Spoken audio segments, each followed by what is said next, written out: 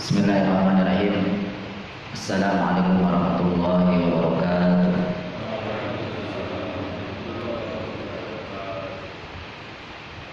Alhamdulillahi wa bihi nasta'inu ala Rasulillah wa ala alihi wa ashabihi wa man tabi'ahu bi ihsanin ila yaumiddin bi ihsanin ila yaumi liqa'illah.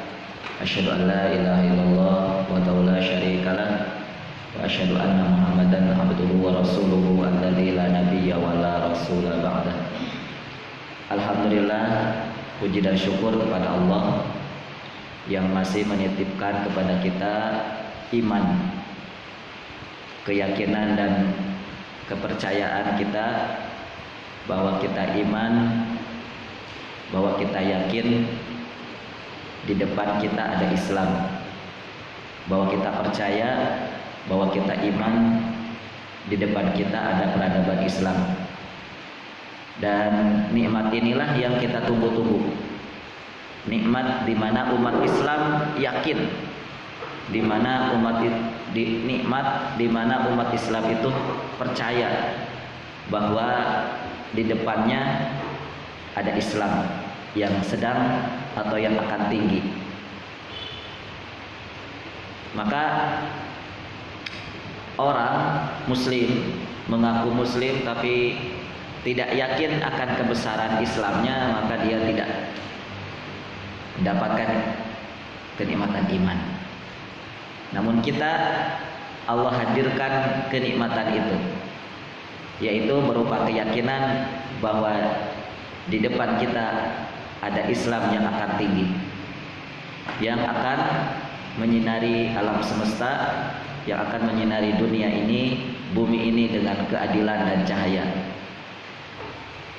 Baik, mari kita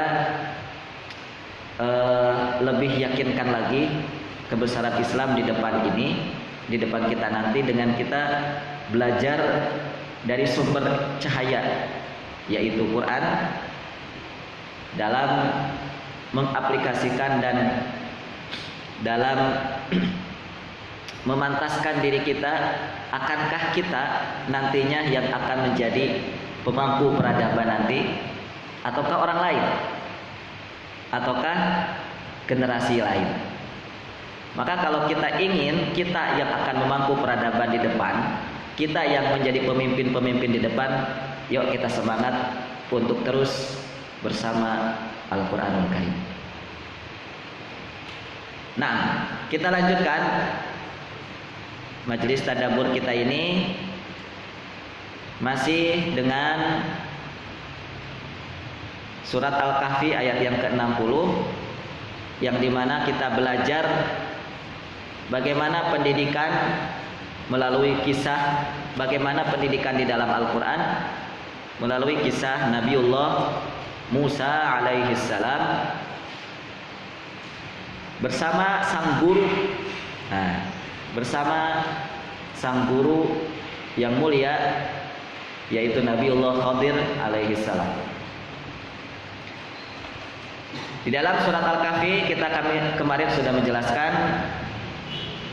Allah Subhanahu wa taala berfirman, wa id qala Musa, a'udzubillahi minasyaitonirrajim, wa id qala Musa li fatahu, dan ingatlah ketika Nabi Musa berkata kepada pemudanya, la abrahu hatta, aku tidak akan berhenti bersafar, aku tidak akan pernah berhenti berjalan sampai ablugho, aku menemui majma'al bahrain, dua pertemuan dua lautan, au amdiya hukuba, atau aku akan berjalan hukuba bertahun-tahun.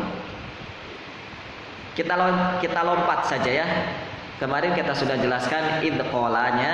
Nah, sekarang ini pembahasan yang menurut saya lebih sangat penting, ya, sangat lebih penting. Nah, yaitu di kalimat lifatahu, kepada pemudanya. Kemarin kita menjelaskan, tolong ini benar-benar dipahami ya, karena inilah diantara bentuk model Quran dalam mengisyaratkan sebuah pendidikan, mengisyaratkan sebuah ilmu, mengisyaratkan tentang hal-hal yang berhubungan dengan pendidikan. Bahwa makna lifatahu pembantunya atau pemudanya ini dimaknai oleh seorang ulama tafsir, yaitu Amir bin Ubaid dari Al Hasan, yaitu dengan penjelasan berupa abdahu atau budak, ya, hamba sahaya. Namun sebenarnya fata di sini yang dibawa oleh Nabiullah Musa alaihissalam itu bukan budak, bukan hamba sahaya, namun beliau adalah seorang memang dari keturunan beliau sendiri, keturunan dari Banu Israel, yaitu keturunan dari salah satu anaknya Nabiullah Yakub alaihissalam yang bernama Afroyim. Nah, dari Afroyim inilah, yaitu Afroyim ini nama salah satu anak Nabi Yakub. Ke bawahnya nanti akan muncul keturunannya yang bernama Husha namanya. Nama aslinya pakai H, Husha, dan berubah nama menjadi Yusha pakai iya. Dan beliau juga adalah anak dari kakak perempuannya Nabi Musa. Nabi Musa memiliki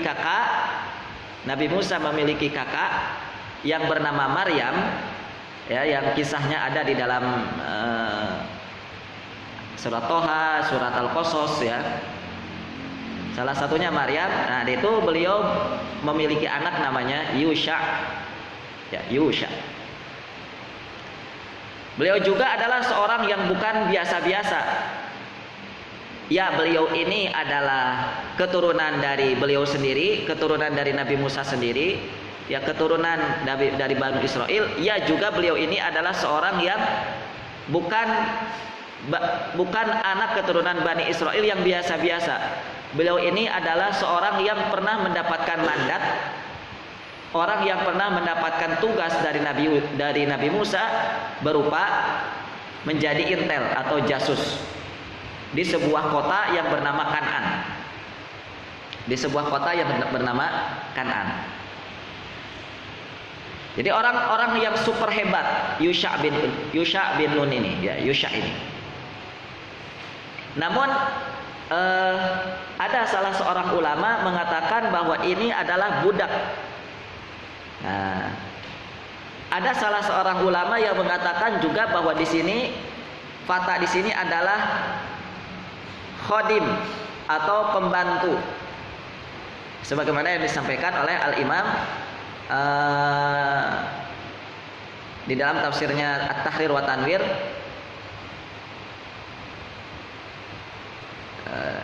Penulisnya saya lupa namanya. At-Tahrir wa Tanwir disebutkan di situ nama pemuda di situ adalah khodim.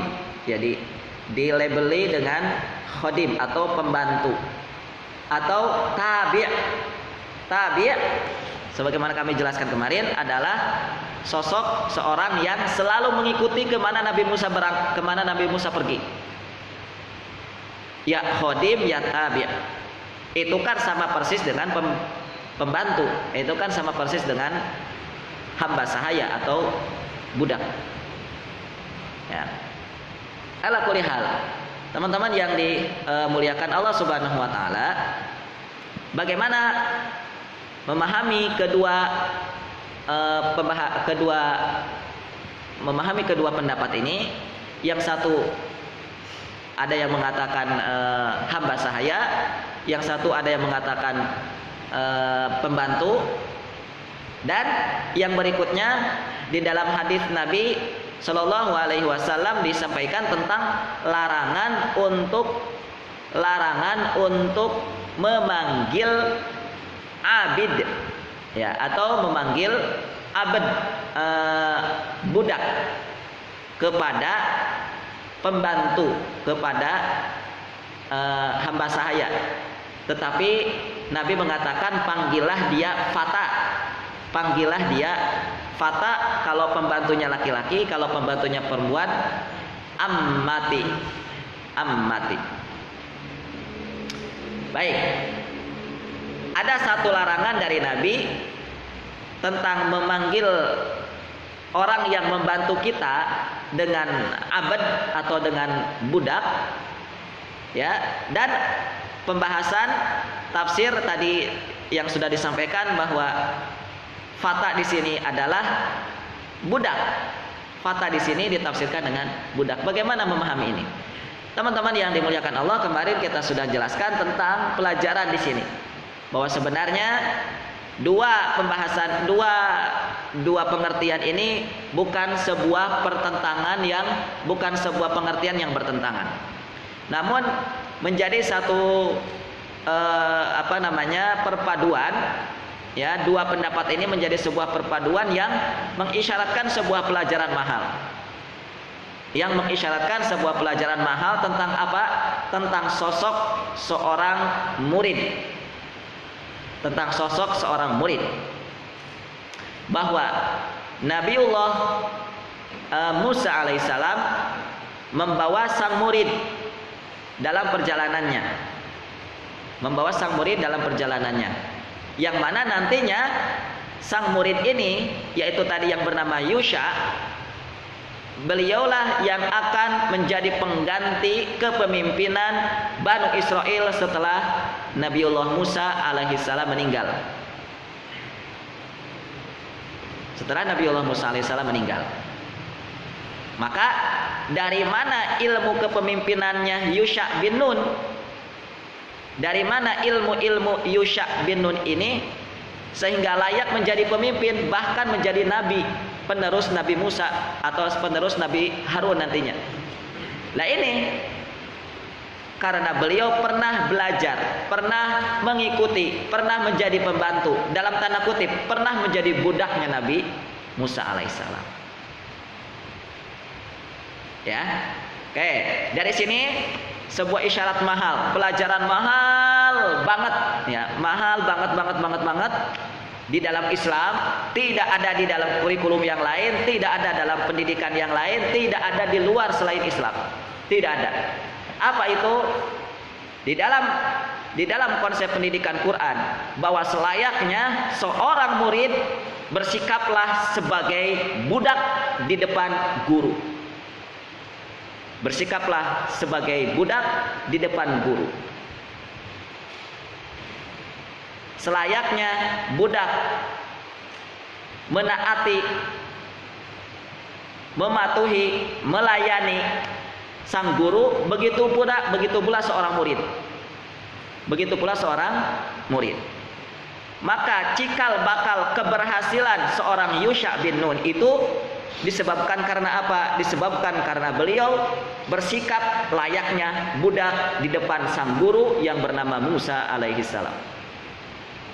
Maka orang selamanya tidak akan berhasil dalam pendidikan, selamanya orang itu tidak akan pernah berhasil dalam sebuah pendidikan manakala dia tidak menempatkan diri menjadi budak di depan gurunya. Quran mau ditolak silahkan, terserah. Ya, mau dipahami dengan pemahaman sendiri terserah. Yang jelas ini Quran, ulama menjelaskan. Ya, karena apa? Karena cara pandang hari ini yang malah dijadikan budak adalah guru kepada orang tua murid. Ya, itulah cara pandang Yunani. Itu kan kemarin kita sudah jelaskan bahwa apa istilah pendidikan orang Yunani itu apa? Masih ada yang ingat? Orang Yunani mengatakan pendidikan dengan bahasa apa? Hah?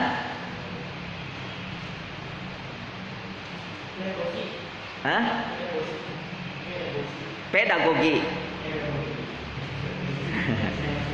Orang Yunani mengatakan pedagogi itu adalah pendidikan. Namun di dalam sejarah Yunani, pedagogi itu adalah sebuah tugas yang dilakukan oleh budak. Oleh budak mengasuh, mendidik, melayani anak tuannya. Itulah pedagogi. Itulah makna pendidikan di negara Yunani. Makanya kalau ada orang tua menganggap budak kepada guru anak didiknya, kepada guru anak-anaknya, maka yakinilah orang tua ini telah dicengkram dengan konsep pendidikan Yunani. Namun di dalam konsep Quran berkebalikan. Yang harusnya menjadi budak itu siapa? Murid dan wali murid. Sekalian, wali muridnya juga. Gak pantas seorang wali murid bersikap bak seorang raja hanya gara-gara memberikan syahriyah, uang bulanan kepada sekolahan, hanya gara-gara memberikan uang syahriyah kepada gurunya. Sungguh hina, sungguh naif ketika uang lebih tinggi derajatnya daripada ilmu. Oke. Sungguh hina sekali ketika uang derajatnya lebih tinggi, lebih mulia daripada ilmu. Maka bangsa itu, percayalah, masyarakat itu tidak akan pernah menemukan masyarakat yang beradab, masyarakat yang tinggi nilainya ketika cara pandangnya masih mengikuti cara pandang Barat, masih mengikuti cara pandang Yunani. Baik. Dan itu menjadi konsep, ya, kisah Nabiullah Musa alaihi salam dengan Yusha bin Nun ini menjadi konsep antara Rasulullah SAW dan para sahabat. Sebagaimana Yusha bin Nun bersikap menjadi budak, layaknya budak kepada Nabi Musa, begitupun para sahabat Rasul Muhammad SAW melayakkan diri mereka menjadi budak di hadapan sang guru, yaitu baginda Rasul Muhammad SAW.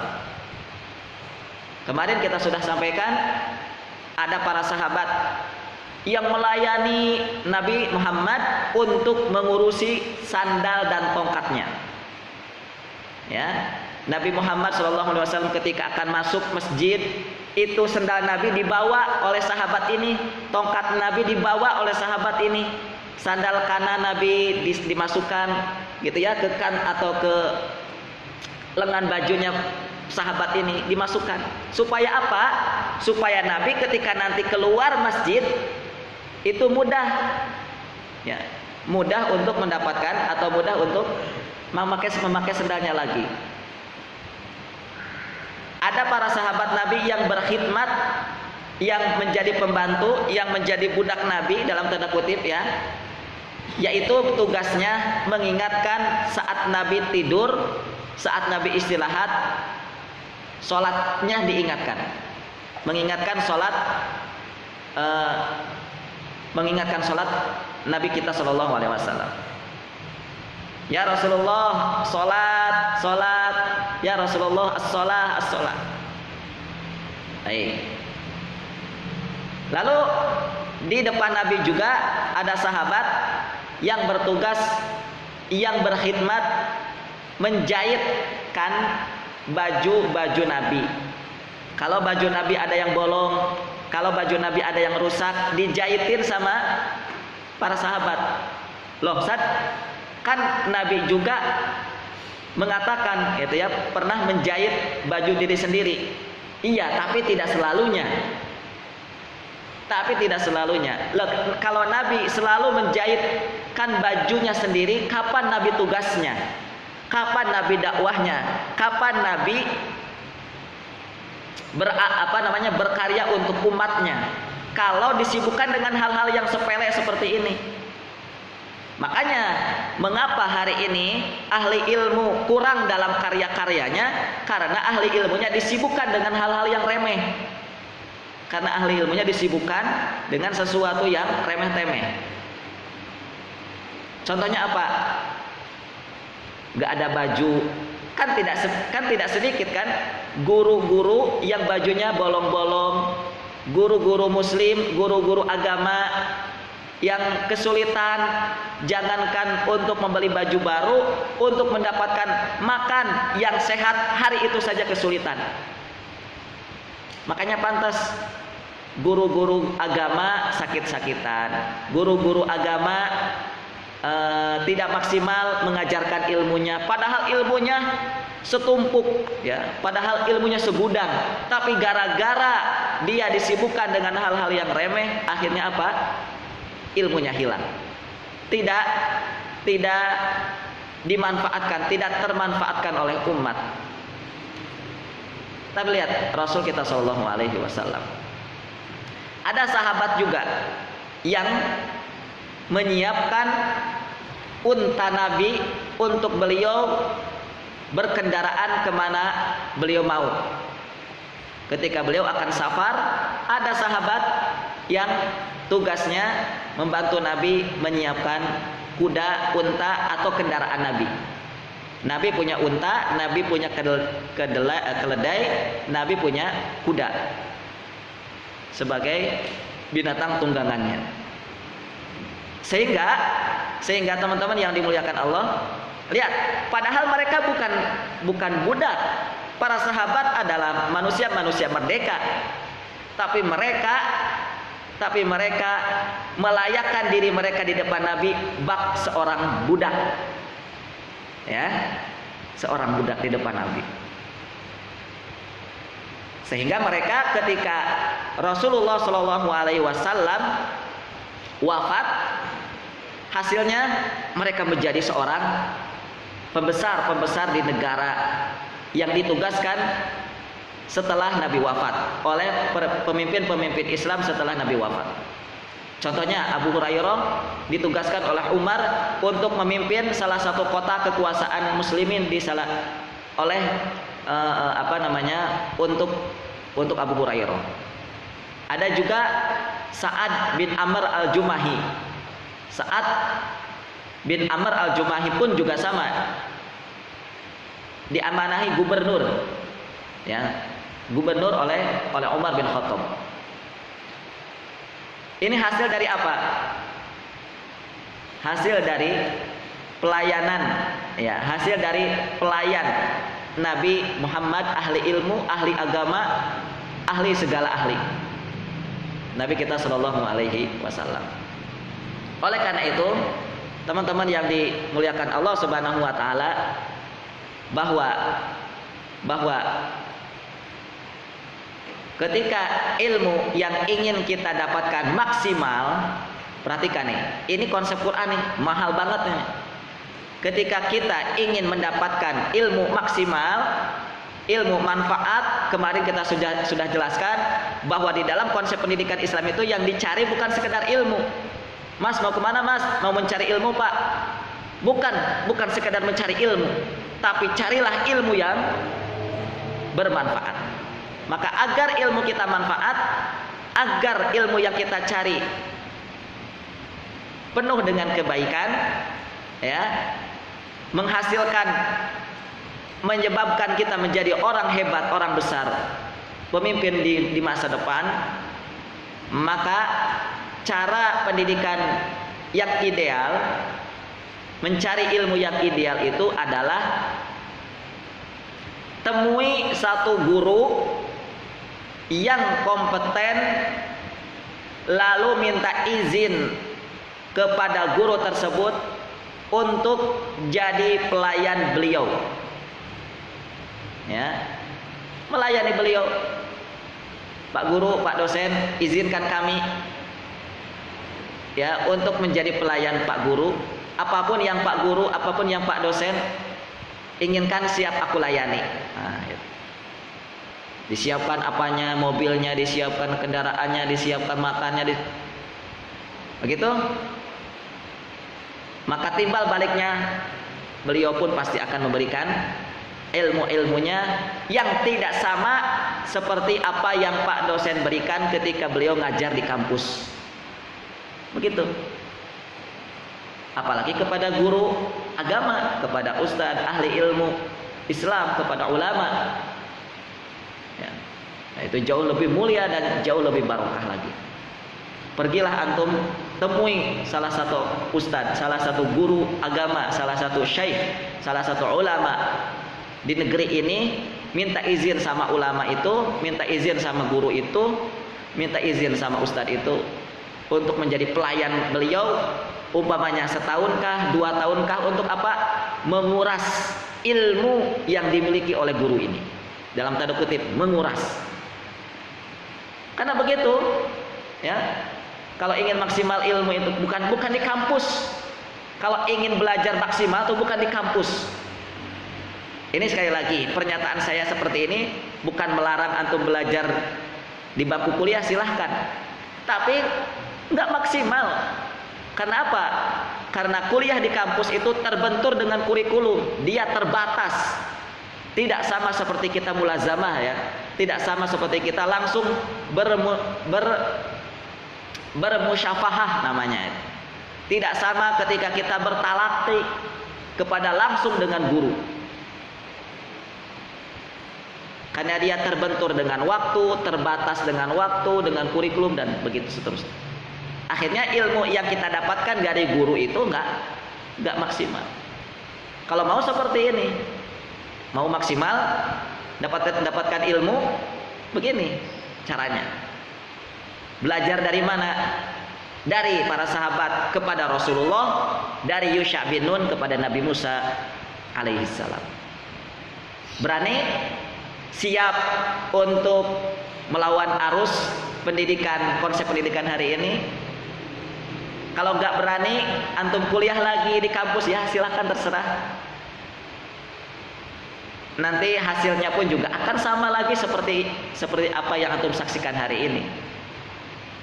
Ya. Tapi kalau antum berani, ya, memiliki nilai jihad dalam menuntut ilmu, nah, gitu. Coba praktekkan ini.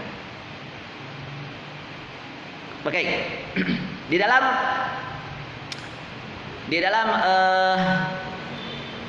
kalimat Nabiullah Musa alaihissalam ini, li fatahu, beliau mengatakan kepada pemudanya, wa idh qala Musa li fatahu.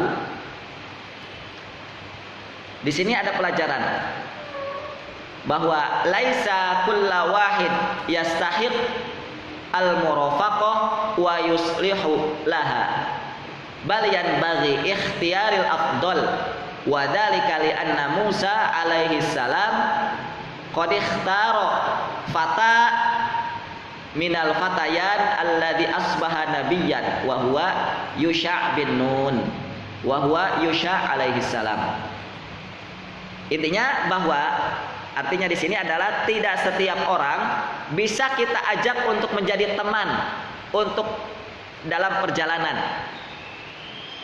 Ya, tidak setiap orang bisa kita ajak.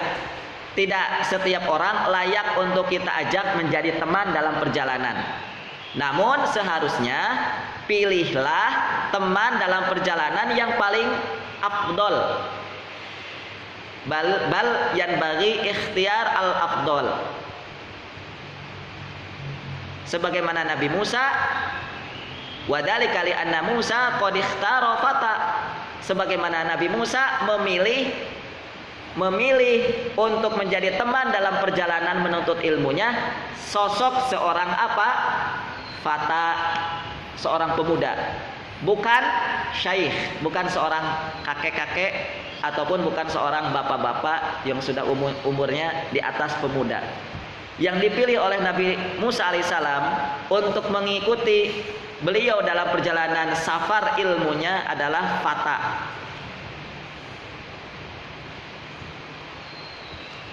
Dan seorang fatanya pun bukan fata sembarangan, bukan sembarangan pemuda, bukan sembarangan pemuda, tapi pemuda di sini adalah alladzi asbaha nabiyyan, seorang pemuda yang dia menjadi cikal bakal menjadi seorang nabi. Lihat kejeniusan Nabi Musa, kejelian Nabi Musa dalam melihat sosok. Oh, di dalam pemuda ini ada isyarat-isyarat kepemimpinan. Di dalam diri pemuda ini ada isyarat-isyarat kebesaran, diambil menjadi teman hidup Nabi Musa. Gitu.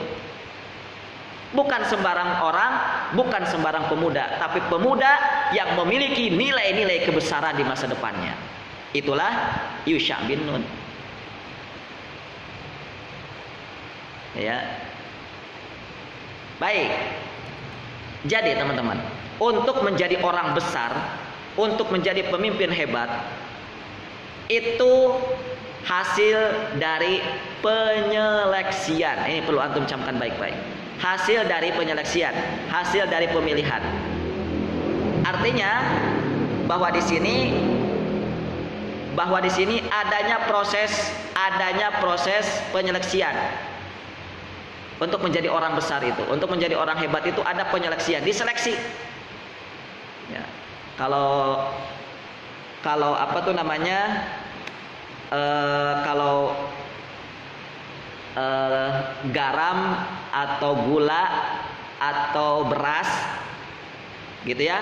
Kalau ingin membersihkan dari kotoran itu kan pasti diayak dulu. Tahu diayak?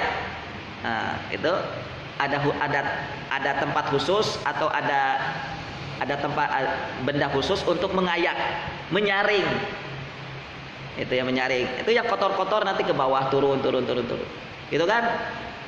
Nah, itu untuk menjadi orang besar itu diseleksi. Nah, mana nih yang nggak layak turun. Nah, kira-kira kita kalau diseleksi itu kita akan turun atau masih tetap di tempat ayakan itu? Pastinya kalau kita mempertahankan kondisi kita seperti ini, cinta dengan ulama, cinta dengan ilmu, duduk di depan ilmu itu dengan penuh kekuatan, ya khudil kitab biquwwah itu, maka kita akan tetap duduk di tempat ayakan itu, tidak turun ke bawah, tidak lolos seleksi. Ya, tidak lulus dalam seleksi kita. Entah menjadi sampah masyarakat, sampah peradaban, atau entah jadi apa. Diseleksi. Jadi untuk menjadi orang besar itu bukan hanya diri kita sendiri yang berperan itu. Namun yang berperan untuk menjadikan kita orang besar adalah adanya faktor eksternal. Adanya faktor orang atau sesuatu yang itu di luar kita, di luar dari diri kita. Yang itu berperan sangat penting, dalam melahirkan kebesaran dan kepemimpinan yang kita ambil nanti di masa depan. Sehingga kita pun harus memandang dengan cara pandang yang cerdas. Kita pun yang bercita-cita ingin menjadi orang besar di masa depan harus memiliki cara pandang yang cerdas. Harus mampu mencermati, mampu melihat, mampu meneliti, mampu memilih, dipilih, dicermati. Apa yang dicermati, apa yang dipilih, apa yang dilihat. Sesuatu yang itu di luar kita atau faktor-faktor eksternal, apa dan siapa, atau sesuatu yang seperti apa, yang itu akan menentukan kebesaran kita di masa depan.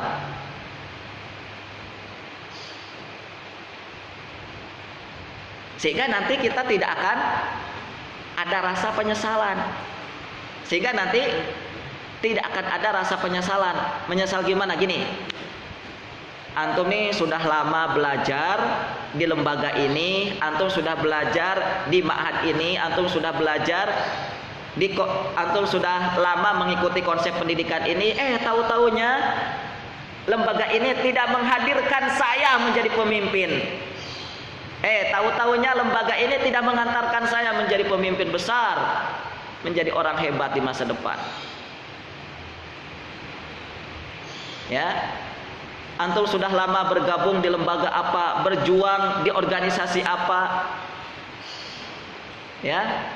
Lalu ternyata antum menyesal, mengapa ternyata organisasi ini, lembaga ini, jamaah ini kok enggak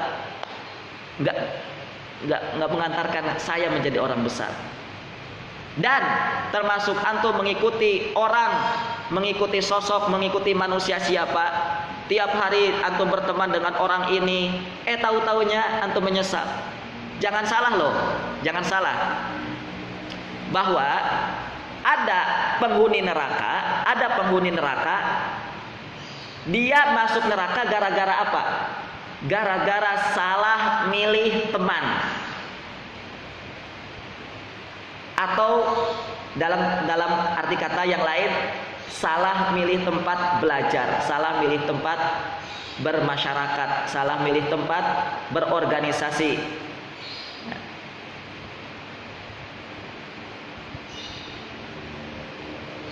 Itu di surat Al-Furqan Allah Subhanahu wa taala berfirman seperti itu.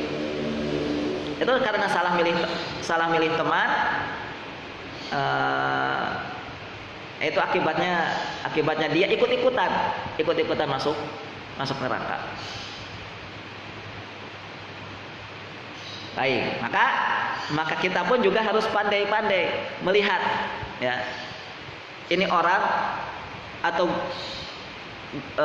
sosok ini, orang ini, atau lembaga yang saya tinggali ini, lembaga yang saya sedang berada ini, bisakah membuat saya menjadi orang besar? Tentunya kan ini harus mulai dari diri kita dulu.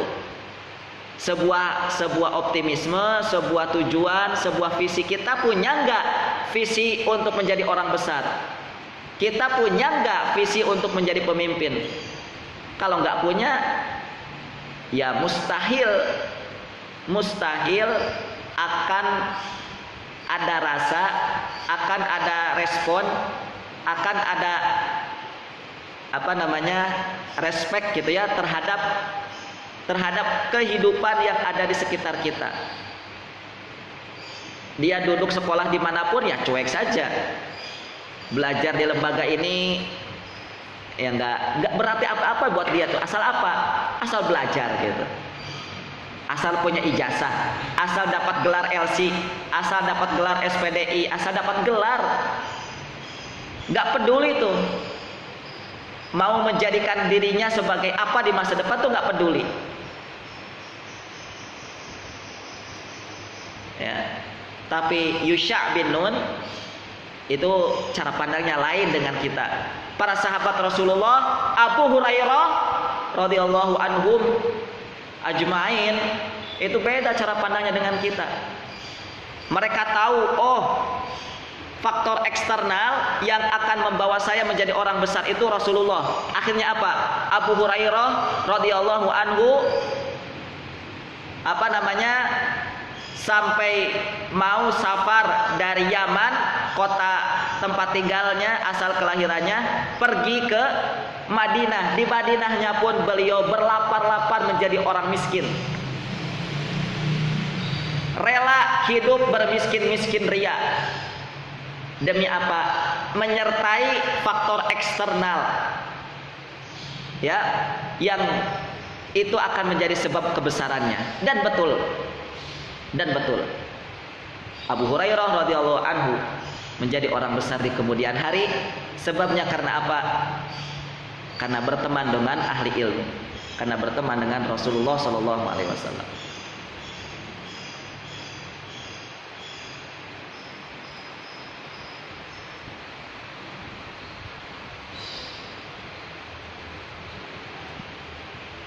Maka dari kisah ini bahwa kita dikasih pelajaran yang pantas menjadi orang besar, yang pantas untuk menempati tampuk kepemimpinan itu adalah orang yang dekat dan cinta ilmu dan ahli ilmu. Ini garis besarnya, dan ini apa ya namanya, ya pokoknya poin yang antum harus pegang kemana-mana. Ingin menjadi orang besar, ingin menjadi pemimpin hebat. Sekali lagi, pemimpin di sini bukan menjadi presiden saja ya. Presiden itu apa namanya, bukan menjadi petunjuk tentang sebuah kepemimpinan ya. Ada presiden, pemimpin negara tapi nggak layak jadi pemimpin. Tentunya kepemimpinan di sini adalah kepemimpinan dalam segala hal. Kepemimpinan dalam segala hal. Dia mampu memimpin dimanapun dan kapanpun. Nah, kalau ingin seperti itu, maka syaratnya adalah faktor eksternalnya adalah ulama, itu ahli ilmu. Itu faktor eksternalnya. Maka wajar kita hari ini belum menemukan pemimpin-pemimpin hebat. Sebabnya kenapa? Karena ulamanya dipenjara. Ahli ilmu yang dimiliki oleh negeri ini, ilmu agama tentu ya,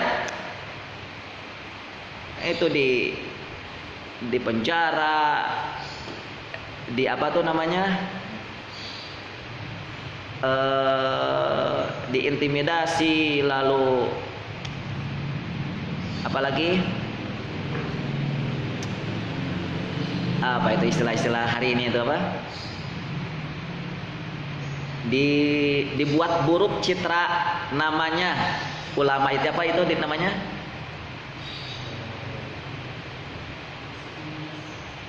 diskriminasi ulamanya seperti itu kan, dijauhkan dari tengah-tengah masyarakatnya. Lah makanya Indonesia ini pantas tidak memiliki karakter kepemimpinan itu. Kenapa? Tadi ulamanya dijauhi, bahkan dibunuhi.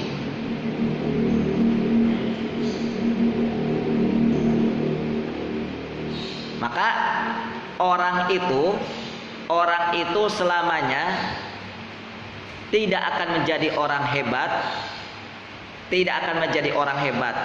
jika tidak mendapatkan restu, tidak mendapatkan rekomendasi, tidak mendapatkan ridho, tidak mendapatkan ketulusan hati ahli ilmunya. Selamanya dia tidak akan menjadi apa-apa. Kalau ulama ahli ilmu tidak meridhoinya, tidak merestuinya, tidak merekomendasikannya, jangan harap menjadi orang besar. Mengapa Yusha bin Nun diajak berjalan jauh oleh Nabi Musa? Karena Nabi Musa merekomendasikan Yusha bin Nun. Karena Nabi Musa merestui Nabi Nun. Karena Nabi Musa merestui Yusha bin Nun. Karena Nabi Musa cinta dengan Yusha bin Nun, dan terus begitu. Maka layakkan diri kita yuk layakkan diri kita agar kita direstui oleh ahli ilmu, oleh ulama, agar kita ini direkomendasikan oleh ulama, agar kita ini diridhoi oleh ulama.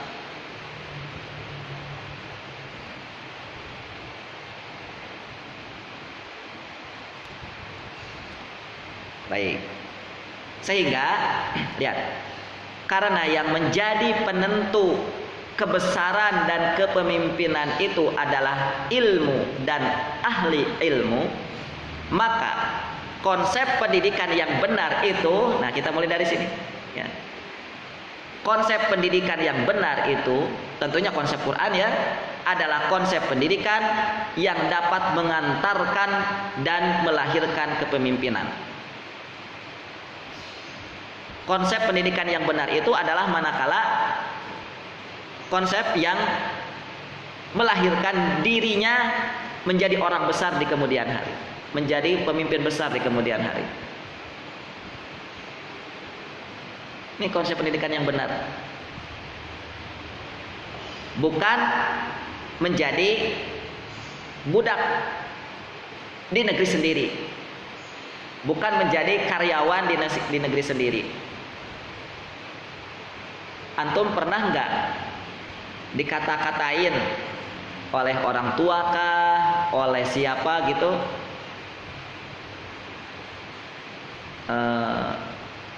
udah kamu sekolah saja sana, biar kamu jadi karyawan gitu. Pernah digituin nggak? Nih, biar kamu jadi karyawan hebat. Jadi judulnya itu karyawan. Biar kamu jadi karyawan, jadi PNS hebat gitu. PNS karyawan kan itu sama juga kan? Sekolah makanya.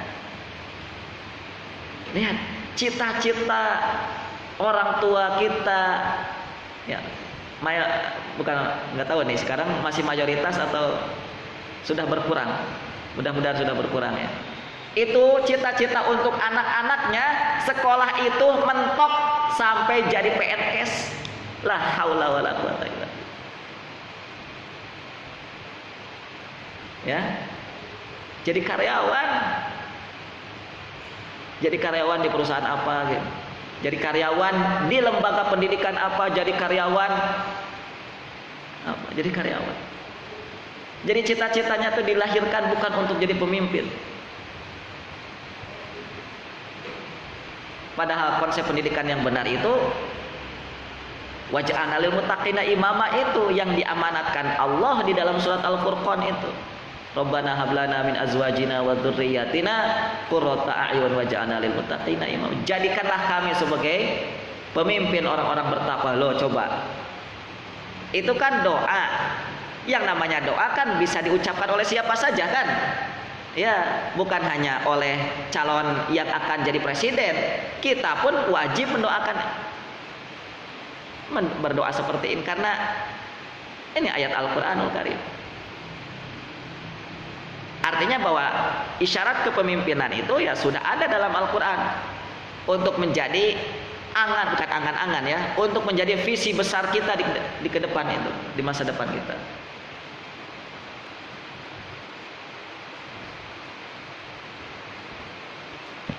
Baik. Itu yang pertama.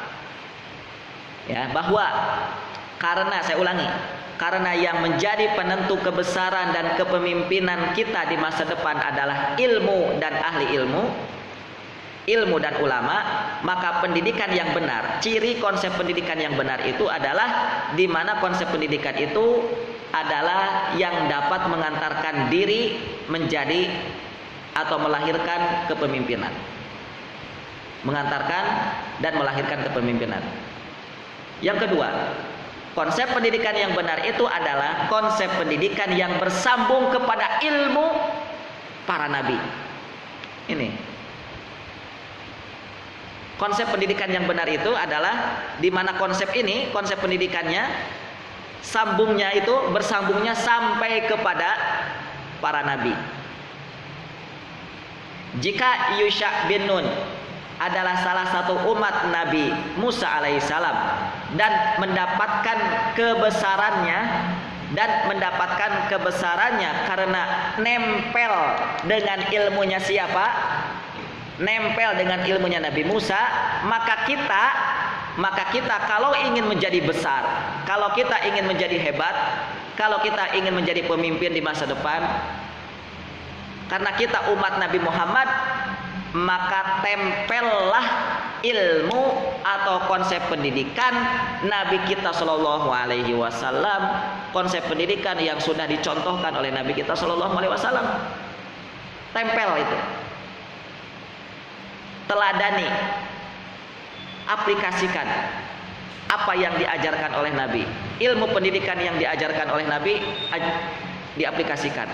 Kalau mau apa? Kalau kita mau besar, kalau kita ingin menjadi orang hebat. Lalu bagaimana konsep pendidikan Nabi itu?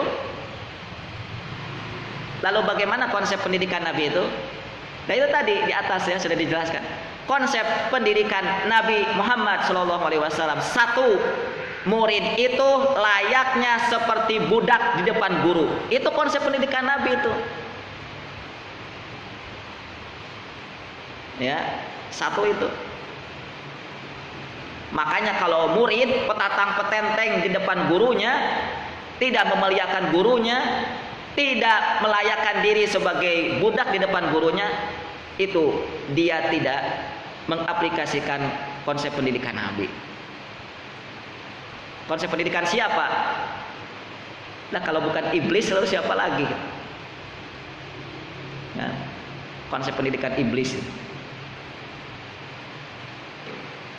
Dua, konsep pendidikan Nabi itu apa? Bermurofakoh, berteman bersama guru. Itu konsep pendidikan Nabi. Jadi yang diakrabi, yang dijadikan teman dekat, yang dijadikan sahabat, itu bukan orang kaya, ya, bukan artis, bukan apa? Yang dijadikan teman dekat, wahasuna ulaika rafiqo. Teman terbaik kata Al-Qur'an surat An-Nisa itu siapa? Lihat. Ulaikal ladzina an'amallahu alaihim minan nabiyyin. Yang dijadikan teman dekat itu karena mereka ini adalah sebaik-baiknya teman, sebaik-baiknya sahabat, minan nabiyyin, para nabi, wasyuhada, orang yang bercita-cita mati syahid, wasyuhada, wassolihin, wasyuhada, minan nabiyyin, wasyuhada. Kok ada 3 jadinya ya? Ada 4 kok. Siapa lagi? Wasiddiqin, orang-orang yang jujur dengan ilmunya, jujur dengan imannya, ya, jujur dengan apa yang ada di dalam dirinya, di dalam hatinya. As-siddiqin, ya, potretnya mudah saja. Para sahabat yang sering digelari as-siddiq itu. As-siddiq yaitu sahabat Abu Bakar As-Siddiq. Tentunya as-siddiqin bukan hanya menjelaskan potret Abu Bakar As-Siddiq, ya, tapi orang-orang yang siddiq. Nah, potretnya lihat saja Abu Bakar As-Siddiq. Lalu yang keempat as-solihin, orang-orang soleh. Nah, orang-orang soleh juga harus betul-betul didefinisikan dengan baik. Jadi gitu, dekati, layani, sahabati, apalagi lah, pokoknya ditempel itu ahli ilmu dan ilmu. Itu konsep pendidikan Nabi itu. Lihat, saking pentingnya membersamai ahli ilmu dan ilmu, saking pentingnya Al-Imam Al-Bukhari rahimahullahu ta'ala, beliau sampai menulis satu judul bab di dalam sahihnya, satu judul yang berbunyi As-Samar fil Ilm. As-Samar fil Ilm artinya adalah begadang bersama ilmu. Ada di dalam kitab sahih As-Sahihul Bukhari, ada judul bab namanya As-Samar fil Ilm. Para ulama sudah jelas menyatakan bahwa begadang itu hukumnya kalau tidak haram makruh. Nggak ada contohnya dari Nabi, nggak ada contohnya dari orang-orang soleh begadang, menghabiskan malam. Nah, namun begadang apa yang dibolehkan, bahkan begadang apa yang dicintai? Ini as-samar fil ilm, begadang bersama ilmu, begadang bersama ahli ilmu. Bermalam-malam dia dialog bersama ilmu, mendiskusikan apa? Mendiskusikan berbagai permasalahan umat, mendiskusikan berbagai masalah apa yang menimpa umat ini, bagaimana solusinya, bagaimana tahapan-tahapannya, bagaimana cara berjuangnya. Itu as-samar fil ilmi, itu begadang yang dianjurkan, itu begadang yang dibolehkan. bukan begadang main game. Nggak layak dia jadi pemimpin. Udah jadi sampah masyarakat.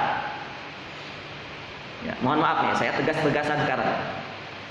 Menegaskan bahwa kalau antum masih membiasakan main game, siap-siap akan jadi sampah peradaban. Ya, nggak dilirik oleh peradaban Islam nanti. Ingat-ingat nih perkataan saya, ya. Wallahi antum tidak akan jadi orang besar di peradaban Islam nanti kalau dari sekarang tidak lepas dari cengkeraman game. Ya.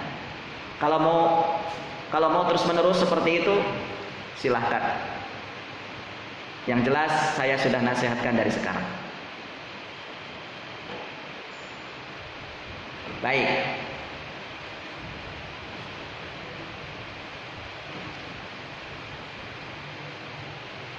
Karena begadang bersama ilmu itu sangat penting.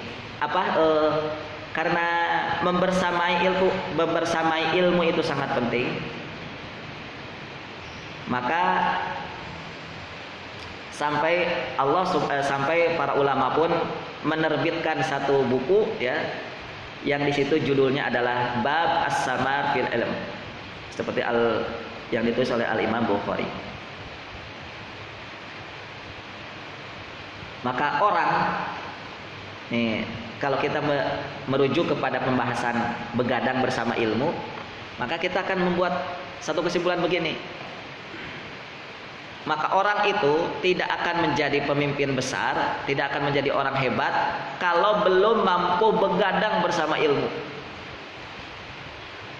belum mampu menghabiskan malamnya bersama ilmu.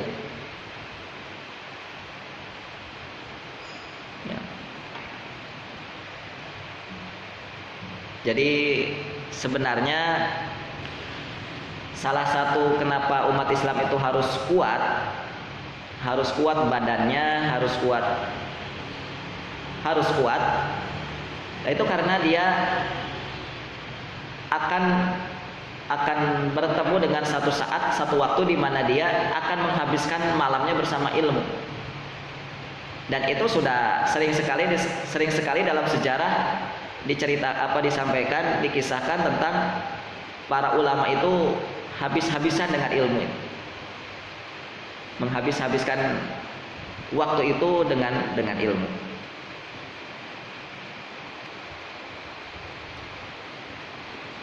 Baik. Lalu hikmah berikutnya dari kisah Nabiullah Musa bersama Yusha bin Nun. Ini ada kalimat begini. Istishabus syab qad yakunu ahyanan afdal minas tishabil kabir. Bahwa memilih pemuda sebagai sahabat, sebagai teman dalam perjalanan itu lebih diutamakan daripada orang tua,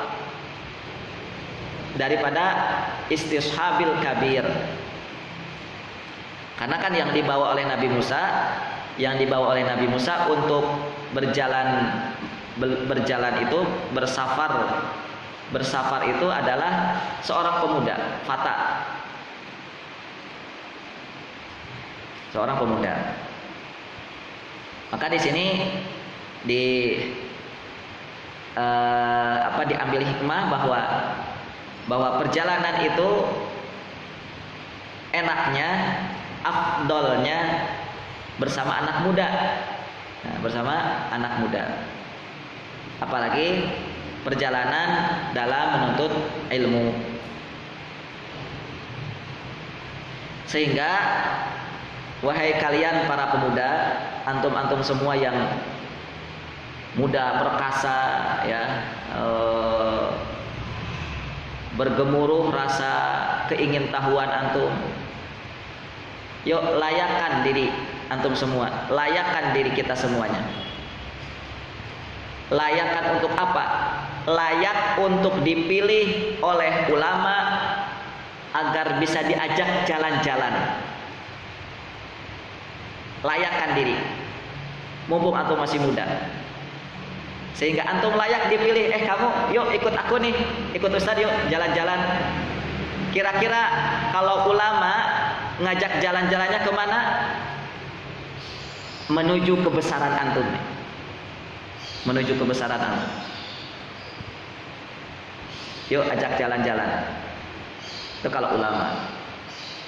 Lihat Musa alaihi salam ngajak Yusha bin Nun. Itu sepanjang perjalanan ilmu semua tuh yang diberikan oleh Nabi Musa. Baik, nih lihat ilmu yang diberikan oleh Nabi Musa kepada Yusha bin Nun itu apa?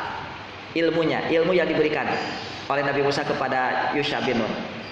Salah satunya ada di dalam kalimat ini, kalimat setelah atau masih di dalam ayat yang ke-60 ini. Wa idz qala Musa li fatahu, ini kalimatnya, la abrahu hatta ablugha majma'al bahraini au amdiya hukuba. Ini pelajaran dari Nabi Musa, ini ilmu dari Nabi Musa untuk Yusha bin Nun dan untuk kita para pemuda. La abroh, la antahi, bimakna la antahi, aku tidak akan berhenti. Fi safarina, di safar kita ini tidak akan berhenti sebelum sampai ke pertemuan dua lautan,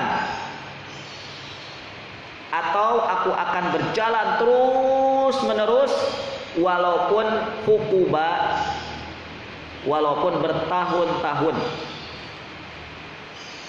Inilah salah satu kalimat sekaligus ajaran dari Nabi Musa kepada sang murid dan cara berbicara kepada anak muda. Nah ya, karena yang dibawa anak muda. Ajaran kepada sang murid sekaligus cara berbicara kepada anak muda itu seperti apa? Lihat, kalimat ajaran yang disampaikan oleh Nabi Musa ini penuh dengan motivasi, penuh dengan semangat. Walau jarak yang ditempuh begitu panjang, bertahun-tahun, walau jalan yang ditempuh begitu sulit ya, namun keluarkan kalimat ini, la abroh, aku tidak akan pernah berhenti. Nah gitu. Jadi di sini Nabi Musa alaihissalam sedang mengajari Yusha bin Nun itu tentang apa? Sedang mengajari Yusha, sang penerus kenabian dan kepemimpinan Bani Israel nantinya, mengajari bahwa tidak layak, nih perhatikan, tidak layak bagi seorang pemuda ada di dalam kamusnya kata putus asa dan menyerah. Gak layak dalam kamus seorang pemuda itu putus asa dan menyerah, itu gak layak. La abroh. Disampaikan oleh Nabi Musa. Kira-kira ketika itu Nabi Musa usianya berapa tahun? Lihat, Nabi Musa alaihissalam itu kita target saja misalnya, karena mayoritas para nabi itu dilantik menjadi nabi pada usia 40 tahun. Sedangkan Nabi Musa ketika masa perjalanan itu perjalanan untuk menemui Nabi Harun, perjalanan untuk menemui Nabi Khidir itu sedang di masa di mana Bani Israel muter-muter di apa namanya, di salah satu tempat namanya Tih, karena kan waktu Nabi Musa alaihissalam mengajak Bani Israel dari Mesir menuju ke Palestina itu kan itu nggak sempat masuk, belum bisa masuk. Dia muter-muter aja di situ di salah satu tempat namanya Tih. Nah, ketika itu Nabi Musa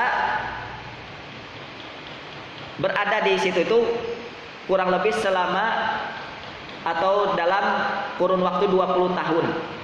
Muter-muter di situ tuh. Maka perkiraan Nabi Musa ketika itu berjalan bersama Yusha bin Nun untuk bertemu dengan Nabi Khidir alaihissalam itu sekitar 60-an tahun. Lihat, orang 60 tahun hari ini sudah usia tua kan, tapi semangat menuntut ilmunya masih top chair itu. Semangat menuntut ilmunya masih luar biasa. 60 tahun.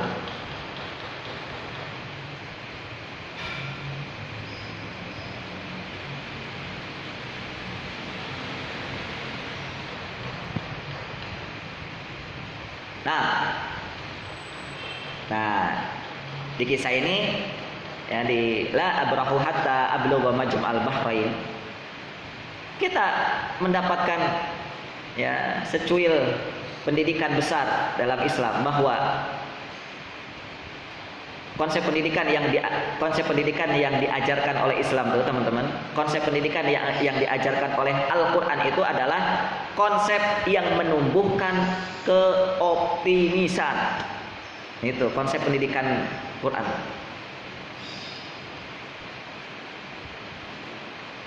Konsep yang menumbuhkan sisi sifat optimis,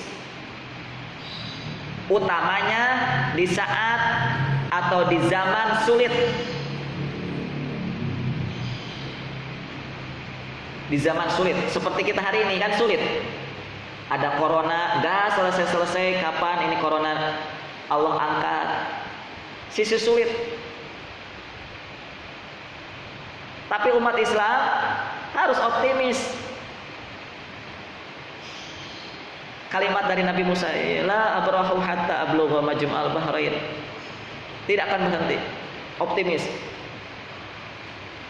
Loh, gimana caranya kita bisa mendapatkan optimis di saat-saat sulit, di zaman sulit seperti ini, kalau kita tidak belajar konsep pendidikan Islam? Kalau kita tidak menceburkan diri ke dalam Al-Quran, ya. Jadi Masya Allah, antum nih patut dan harus benar-benar bersyukur. Bersyukur karena diberikan Allah kesempatan, diberikan Allah tenaga, diberikan Allah kemampuan untuk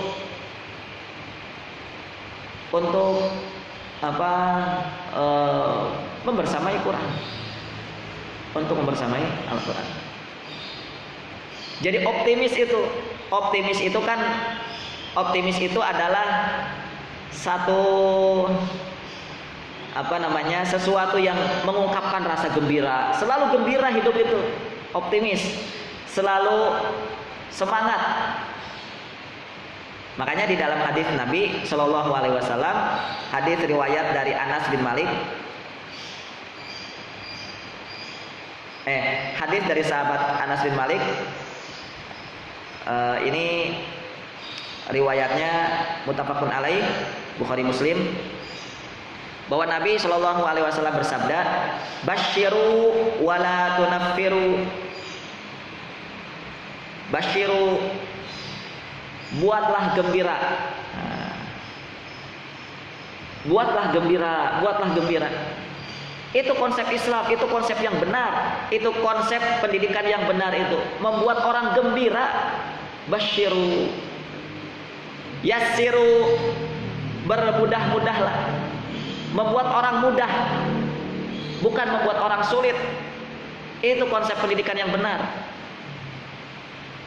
Basyiru, ij'alu tariqakum daiman al-bisyarah. Ulama menjelaskan, ij'alu tariqakum daiman al-bisyarah. Jadikanlah jalan-jalan, jadikanlah setiap tahapan yang kalian lalui itu sebagai bisyarah, sebagai kabar gembira. Jadi teman-teman, setiap jalan-jalan, setiap tahapan, setiap langkah yang dilalui, jika itu sesuai sistem Islam, maka itu adalah kegembiraan. Maka itu adalah kegembiraan dalam perjuangan. Maka itu adalah kegembiraan dalam kehidupan kita. Mengapa? Karena setiap langkahnya, setiap tahapannya adalah kebaikan, adalah kemudahan. Kemudahan dalam apa? Dalam mendekatkan diri menuju visi, dalam mendekatkan diri menuju cita-cita. Setiap tahapannya dalam Islam.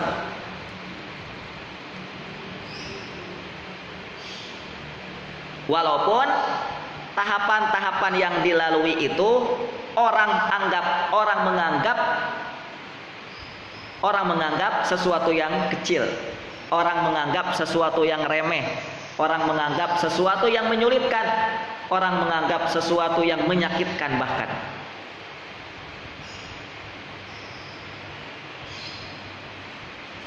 Kayak lihat, seperti tahapan dalam pendidikan yang sudah kita jelaskan di dalam surat Al-Jumu'ah kemarin atau surat Al-Baqarah. Tahapan pendidikan menuju alam, menuju peradaban yang penuh dengan nurum mubina, peradaban yang penuh dengan cahaya yang nyata, peradaban yang bersih dari dolalum mubin, peradaban yang akan menghilangkan kesesatan yang nyata itu. Itu tahapannya apa? Tahapannya kemarin at-tilawah, tahapannya kemarin at-tazkiyah, tahapannya kemarin at-ta'limul kitab, tahapannya kemarin at-ta'limul hikmah. Ini tahapan kalau kita ingin menyinari bumi dengan peradaban cahaya. Ini tahapannya.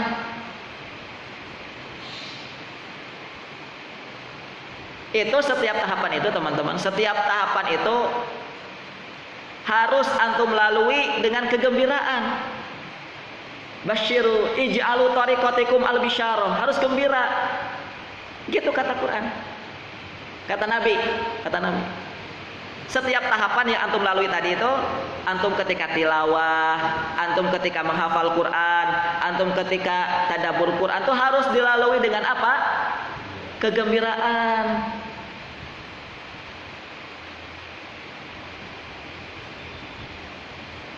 Ya. Mengapa? Jawabannya karena itulah sistem yang ditetapkan oleh Quran. Itulah tahapan yang mengantarkan kita menuju peradaban yang menghilangkan kesesatan yang nyata itu. Sebaliknya teman-teman, sebaliknya, kalau kita menahapi sebuah tahapan yang malah menjauhkan kita dari cahaya kebenaran itu yang makanya harus kita sedihkan. Ya, harus kita sesali. Mengapa dulu saya belajar di sini? Mengapa dulu saya belajar di lembaga ini? Mengapa dulu saya belajar di kampus ini? Sesali itu, hidup tuh seperti itu. Mengapa dulu saya banyak main-main? Mengapa dulu saya banyak nonton TV? Itu sesali itu semua. Kenapa? Karena itu perjalanan hidup itu adalah perjalanan hidup yang tidak mengantarkan antum menuju sesuatu yang berarti. Tidak mengantarkan antum kepada hal yang bercahaya itu, yaitu Allah Subhanahu wa taala yang memiliki cahaya. Walaupun tahapan-tahapan itu terasa menyulitkan, walaupun tahapan-tahapan itu terasa menyakitkan, terasa lama gitu. Terasa menderita, terasa capek, sakit-sakitan, terasa malas, terasa bosan, dianggap sama orang itu hal yang sepele gitu. Tapi yang namanya tahapan harus dilalui, yang namanya tahapan tilawah itu. Hari ini mana orang mau ya? Ya mana orang mau hari ini berlama-lama untuk sekedar bisa lancar menghafal Quran? Maunya orang kan instan-instan kan hari ini. Ingin langsung menjadi orang kaya. Lihatlah sekarang kan tips. Nah gitu. Sampai kepada Quran pun ya, lihat. Luar biasa cerdasnya orang Indonesia hari ini. Hari ini dibuat singkat. Nah, dibuat instan. Apa misalnya? 1 jam paham Quran. Wah. Luar biasa. 1 jam hafal, 1 jam bukan hafal lagi, bukan, tapi paham Al-Quran. Saya butuh berhari-hari loh bisa paham satu ayat yang butuh berhari-hari.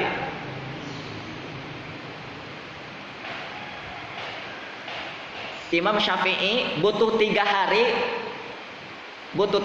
Imam Syafi'i itu untuk bisa memahami Quran di mana ada masalah yang sedang beliau hadapi, yaitu ada pertanyaan dari muridnya bahwa seperti ini, maka Imam Syafi'i mengatakan, tunggu kalau begitu, aku akan hatamkan Quran, aku akan membaca Quran ya. Jadi 3 hari itu beliau tidak kemana-mana, hanya duduk di rumah saja, beliau tidak kemana-mana. Lihat tuh, kenapa Imam Syafi'i bisa seperti itu? Karena Imam Syafi'i nggak tersibukkan dengan bisnis, karena Imam Syafi'i tidak tersibukkan dengan bekerja di luar. Imam Syafi'i seorang ulama, Imam Syafi'i kehidupannya sudah ditanggung. Ulama itu sudah ditanggung keluarganya, makanya beliau duduk 3 hari di rumah itu nggak memikirkan dunia, nggak memikirkan besok apa ya saya makan, enggak. Begitulah harusnya ulama tuh. Kenapa? Itu tadi karena kalau ulama itu ditanggung hidupnya, maka manfaatnya untuk masyarakatnya sendiri. Ya kan? Gitu. Ya. Imam Syafi'i saja itu butuh 3 hari loh. Ini 1 jam bisa paham Quran 30 juz, luar biasa ya. Itu sampai ada dosen saya pernah ketemu dengan orang Arab. Bukan ketemu ya, pernah satu iktikaf di masjid yang sama dengan orang Arab. Yang waktu itu beliau ditanya oleh orang Arab ini, coba ceritakan tentang Islam di negaramu. Lalu ustaz saya ini memikirkan ya, apa ya yang bisa saya ceritakan untuk orang Arab ini ya tentang Islam di Indonesia. Oh, akhirnya beliau menyampaikan gini. Di negara saya, Syekh, di negara saya itu sampai ada program-program gitu ya. Itu belajar Quran sampai singkat-singkat gitu. Belajar membaca Quran hari ini berapa? 7 menit. Nah, 7 menit bisa lancar membaca Quran, 7 menit. Itu orang Arab, namanya orang Arab kan, dia paham lah, orang selain Arab itu mana ngerti bahasa Arab kan, sedangkan Quran kan berbahasa Arab. Itu orang Arab geleng-geleng, luar biasa negara antum ya, itu pakai sihir apa kayak begitu, kata pakai sihir apa, dibilangin pakai sihir.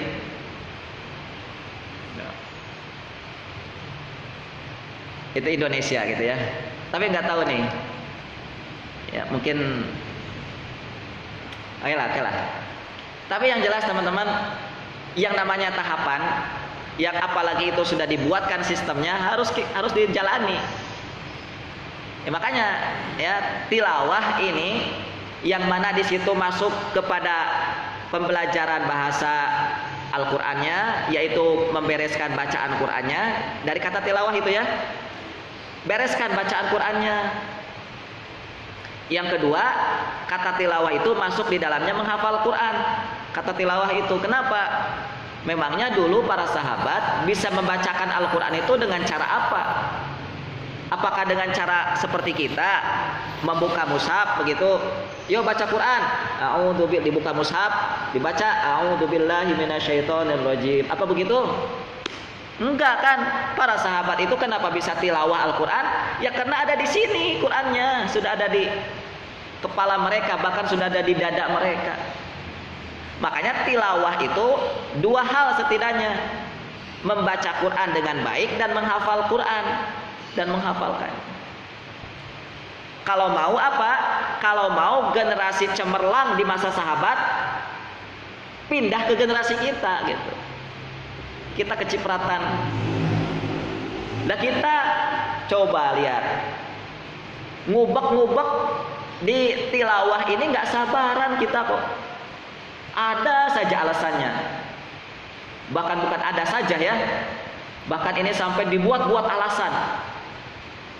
Dibuat-buat alasan agar apa? Agar bisa keluar dari pesantren. Agar bisa pindah ke tahapan berikutnya. Loh, sabar dulu Mas, sabar dulu. Bacaan Qur'anmu tuh bacaan Qur'anmu tuh masih perlu dibenerin. Sabar dulu Mas, jangan dulu pindah ke yang lain dulu. Loh, antum nih belum hafal Quran. Satu juz saja, juz'iyah saja nggak lancar-lancar. Ya, itu dari kata tilawah. Makanya hari ini sulit untuk mencari orang yang kokoh itu, yang sabar. Untuk apa? Untuk berlama-lama bersama Quran. Untuk menjadi seorang murabit, untuk menjadi seorang yang siap berjaga-jaga bersama Quran itu sulit. Sulitnya minta ampun. Belum lagi kita masuki tahapan yang kedua, belum ilmu, tapi apa yang kedua? Tazkiyah.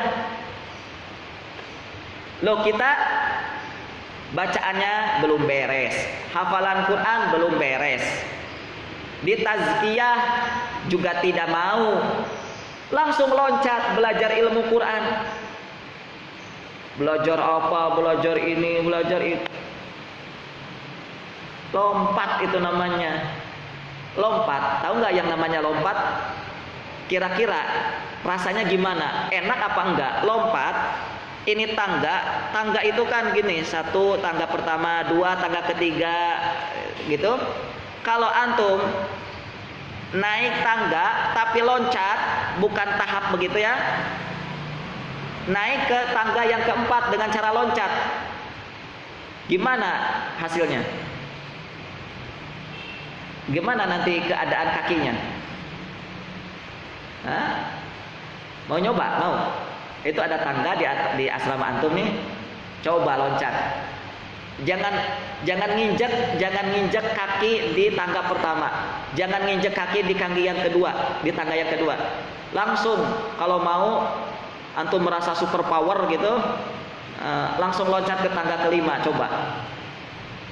Dijamin sengklek gitu tak ini. Itu kaki. Itulah mengapa hari ini banyak generasi-generasi sengklek. Ya, generasi-generasi yang ini nggak jelas, ini Islam apa Barat gitu kan? Islam sih Islam, tiap hari pakai jubah ke masjid gitu kan? Istrinya pakai jubah juga, hitam cadaran. Tapi kok kayak Barat-Barat ya? Perilaku sikapnya, adabnya, pemikirannya kok kayak kebarat-baratan ya? Ya, ditanya ilmu tajwidnya nggak pada bisa. Disuruh baca Quran sesuai dengan ilmu tajwid, nggak bisa. Ini muslim apa musliman ini? Apa generasi seperti ini antum mau ikuti juga? Hah? Kualitas generasi seperti ini apa mau antum ikuti juga? Mau meneruskan juga? Oke lah. Jadi walaupun sulit, walaupun terasa bosan, walaupun terasa menderita dalam kita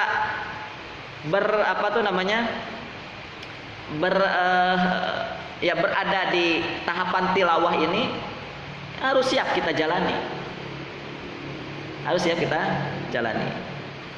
Apalagi seperti sahabat Umar bin Khattab.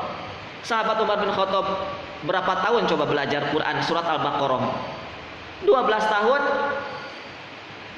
12 tahun hanya belajar surat Al-Baqarah tok itu. 12 tahun kita sudah jadi apa ya belajar? Saya yakin seyakin-yakinnya itu kalau ada lembaga pendidikan, contohnya Ma'had Baitul Arqam, di situ menyampaikan di brosurnya kita menerima mahasantri dengan program belajar surat Al-Baqarah 12 tahun. Kira-kira bakalan ada yang masuk nggak? Nggak bakalan ada yang masuk. Menghafal Al-Quran 30 juz saja 2 tahun saja. Nah ini baru antum segelintir orang. Ya. Selainnya kemana? Berjubel-jubel di mana? Nah itu lembaga-lembaga yang nggak karu-karuan itu. Ya, yang nggak menjamin, yang nggak menjanjikan kebesaran Islam di masa depan. Padahal tilawah, perbaikan bacaan, perbaikan hafalan itulah tangga pertama untuk apa? Peradaban Islam ke depan.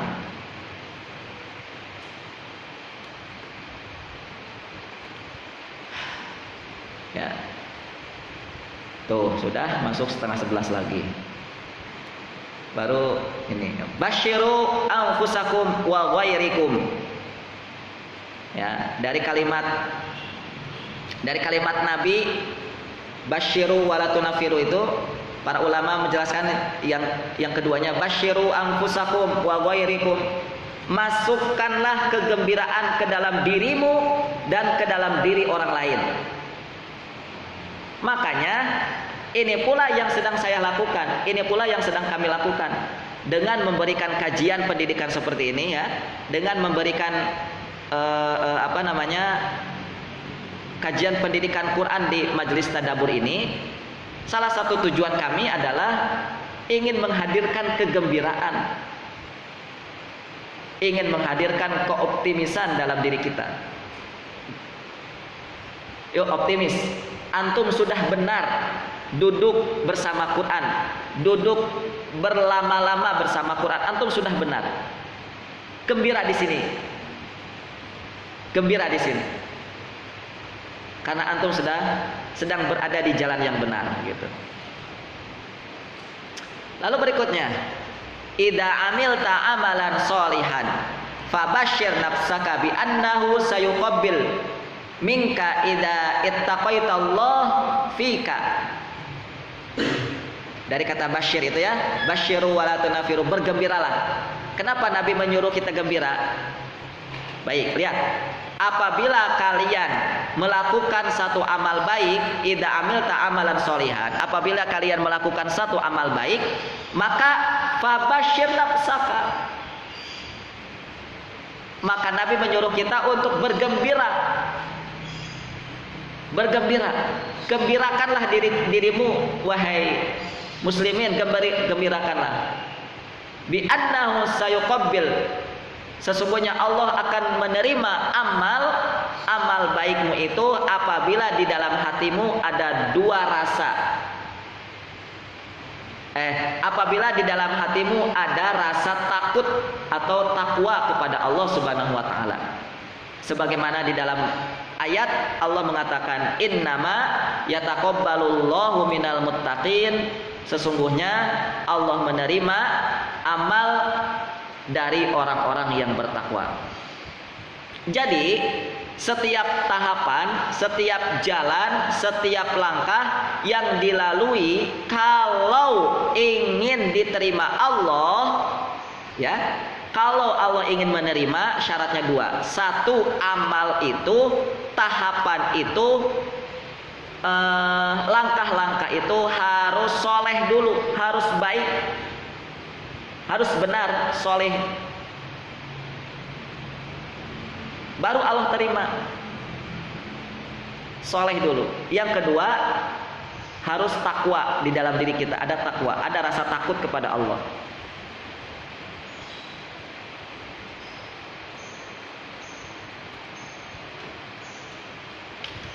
Baik. Maka mari kita selalu semangat, optimis dan gembira sebagaimana yang diajarkan oleh Nabiullah Musa kepada muridnya. Ya, yuk gembira dengan kita mentahapi demi tahapan-tahapan, yaitu dengan kita belajar Quran kita, menghafal Quran, lalu dengan kita berada di majelis sirah dulu ya sebelum Ramadan, yaitu dengan bertujuan untuk mentazkiyah, membersihkan diri kita, yaitu dengan kita mencari melalui sirah-sirah para sahabat ataupun orang-orang soleh.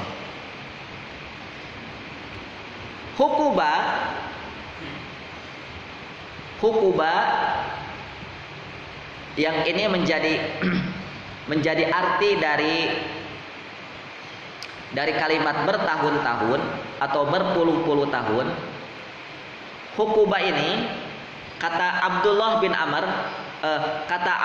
bin Umar, satu hukum ini 80 tahun jaraknya. Satu hukum itu 80 tahun.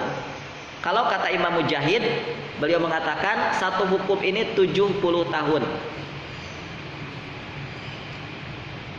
Hukuba.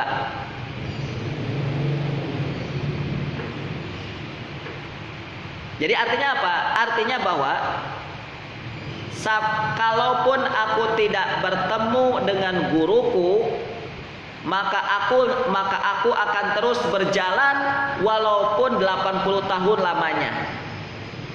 Lihat, ada nggak hari ini orang, ada nggak hari ini kan Nabi Musa safar itu karena ingin bertemu guru kan ya, ingin bertemu guru. Pertanyaannya, ada nggak hari ini seorang murid ingin belajar kepada guru, nggak ketemu dengan gurunya, nggak ketemu dengan gurunya, itu kira-kira apa yang dilakukan oleh murid ini? Apakah pulang atau meneruskan perjalanannya walaupun berhukum-hukum, walaupun bertahun-tahun? Bagaimana potret murid-murid hari ini? Nggak ada guru kok, pulang. Ya. Jadi ini adab yang benar, teman-teman. Adab seorang murid, adab yang benar seorang murid itu adalah yang diajarkan oleh Nabi Musa. Ini baru adab Nabi Musa ya. Kalau tadi wa idz qala Musa li fatahu, kalau dari kata fata ini adab seorang murid kepada guru, dari Yusha bin Nun kepada Nabi Musa. Kalau ini lihat potret seorang Nabiullah yang pernah mengatakan anak ketika ditanya siapa yang paling alim wahai Musa, itu kan yang bertanya kan Bani Israel. Bani Israel itu nggak pernah mengatakan Nabi kepada Nabi Musa, wahai Nabi Musa, gitu. Nggak pernah. Jadi seringnya ngatain wahai Musa, ya Musa gitu. Emangnya Musa temanmu gitu? Ya. Itu siapa? Itu Bani Israel begitu itu. Itu gara-gara Nabi Musa dari pertanyaan itu ya beliau mengatakan anak. Jadi untuk membuktikan bahwa Nabi Musa itu bukan orang sombong, bukan. Jadi ketika beliau mengatakan anak, itu bukan bukan menunjukkan kesombongan beliau. Apa bukti bahwa Nabi Musa itu tidak sombong? Lihat, Nabi Musa alaihi salam menunjukkan adab yang begitu sempurna sebagai seorang murid kepada Nabi Khidir atau Khodir sebagai guru. Apa yang beliau tunjukkan? Aku tidak akan pulang sampai ketemu gurunya. Sampai ketemu dengan guru Nabi Musa alaihissalam, tidak akan pulang. Ini yang hilang hari ini. Yang hilang hari ini dari sifat murid, dari adab seorang murid kepada gurunya. Hari ini ketika sekolah mengatakan libur, anak-anak libur sekolah hari ini, kira-kira apa yang terbersit ada dalam hati anak murid? Senang apa senang? Asik pulang gitu kan? Atau gini, atau murid datang ke sekolahnya, ya datang ke sekolah jam 7, masuk ke kelas, kok sampai setengah jam, mau masuk jam setengah 8, datang ibu gurunya, pak gurunya nggak datang, lihat keluar nggak ada gurunya. Kira-kira kalau gurunya tidak datang sampai 1 jam ke depan, anak murid ini akan apa reaksi mereka? Asik nggak ada guru kan gitu mesti. Pengalaman saya teman-teman dulu waktu SD begitu. Jadi nggak ada guru tuh asik. Nggak ada guru tuh asik. Antum sama juga kan ya? Nggak ada saya di majelis ini asik kan? Ya, iya. Antum bisa leha-leha baca Qurannya, ya masih tidur-tiduran. Kenapa? Nggak ada ustaznya kok. Itu adab dari mana itu? Duduk berleha-leha baca Quran gara-gara nggak ada guru. Ini Nabi Musa alaihissalam. Nabi Musa itu tidak akan pulang sampai ketemu guru. Makanya konsep pendidikan yang benar itu adalah sebuah konsep yang membuat si penuntut ilmu itu memiliki daya tarik dan adab yang sempurna yang ditunjukkan kepada gurunya. Baik, di dalam Sahih Muslim disampaikan tentang satu kalimat di dalam Sahih Muslim ya, ada kalimat dari Yahya bin Abi Qusair dari bapaknya bahwa beliau mengatakan la yunalul ilma bi rahatil jism. Nah, dari kalimat ini untuk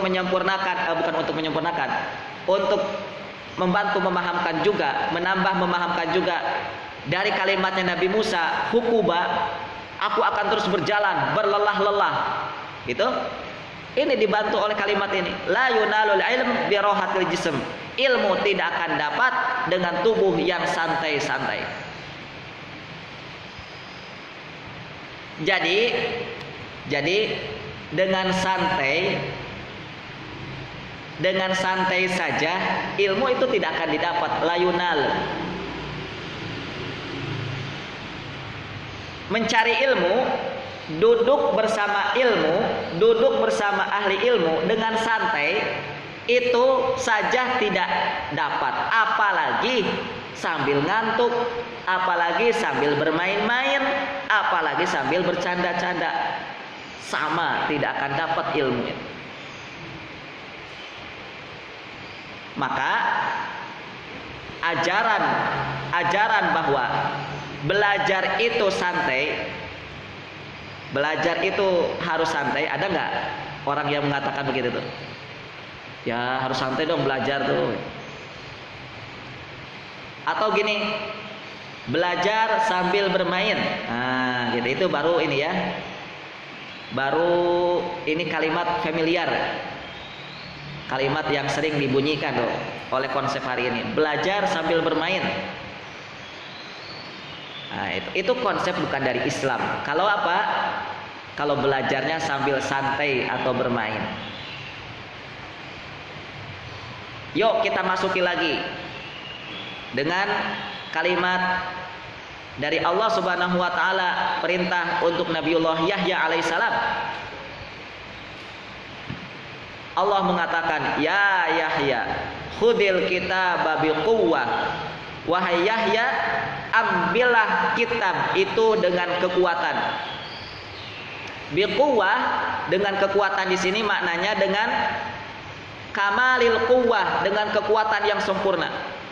Kekuatan apapun harus kamu jadikan untuk mendapatkan ilmu, untuk mendapatkan Alkitab. Bukan dengan santai-santai, bukan dengan bermain. Mendapatkan ilmu itu, apalagi ilmu Alkitab. Sehingga akhirnya ketika Nabi Yahya karena nurut sama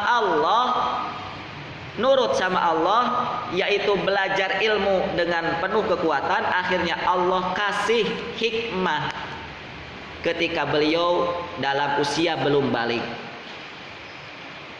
Ya Yahya, khudil kitaba biquwwah wa atainahul hukma sabiyya. Maka kami berikan kepada Nabi Yahya hikmah di waktu sobinya, di waktu usia anak-anak sobi itu. Ada yang mengatakan 2 tahun, ada yang mengatakan 3 tahun usia sobi, belum balik, sudah diberikan hikmah. Jadi hikmah itu ilmu yang sangat tinggi daripada ilmu Alkitab, karena yang ngasih langsung Allah Subhanahu wa taala.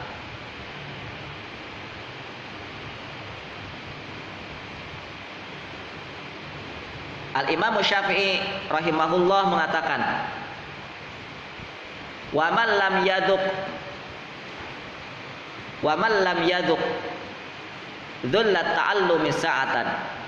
Orang yang tidak pernah merasakan susahnya belajar 1 jam saja, tajarra'a dzullal jahli tula hayatihi, kata Imam Syafi'i, maka dia akan meneguk pahitnya minuman kebodohan seumur hidupnya. Kalau apa? Tidak tahan dengan pahitnya, dengan sulitnya belajar. Ya. Susah belajar huruf dod, susah belajar huruf sin, susah belajar huruf kha, susah belajar huruf ain. Kalau nggak tahan dengan kesulitan-kesulitan ini, Anda akan selamanya dihinggapi kebodohan. Selamanya tidak akan bisa belajar, selamanya tidak akan bisa melafalkan huruf ain, selamanya tidak akan bisa melafalkan huruf dod dengan fasih. Dengan fasih, karena apa? Tidak sabar itu.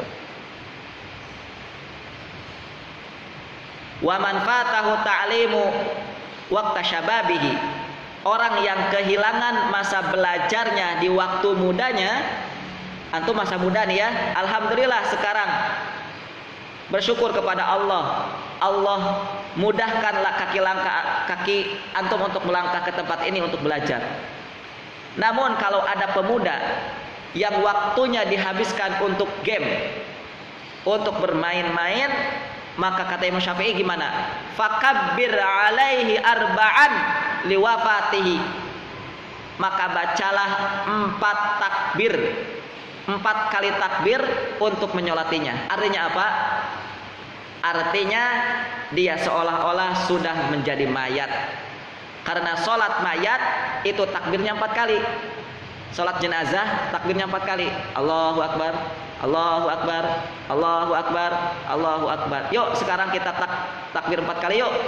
Ya, untuk apa? Nih jenazah-jenazah para pemuda-pemuda muslim yang hidupnya dipenuhi dengan game. Itu. Disuruh sama Imam Syafi'i, fakabbir, sholatilah dia 4 kali.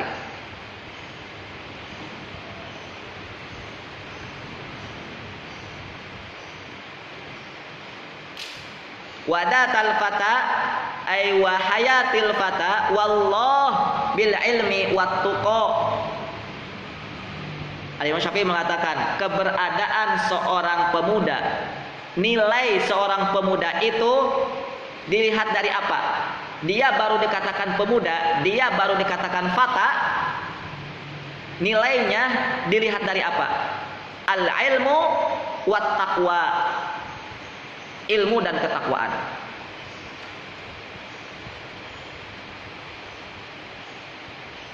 Ilmu dan ketakwaan. Idalam yakun la i'tibar lidzatihi.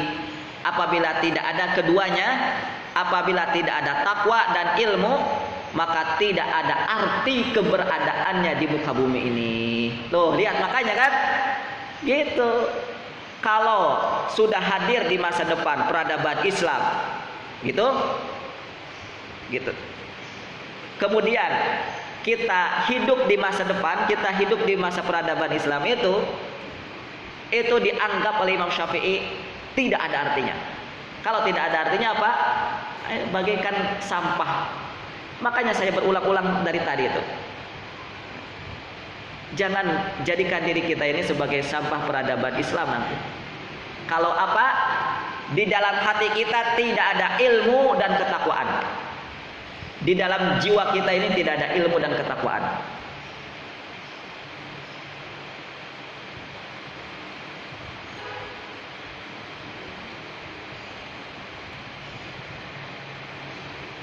Teman-teman yang Allah muliakan,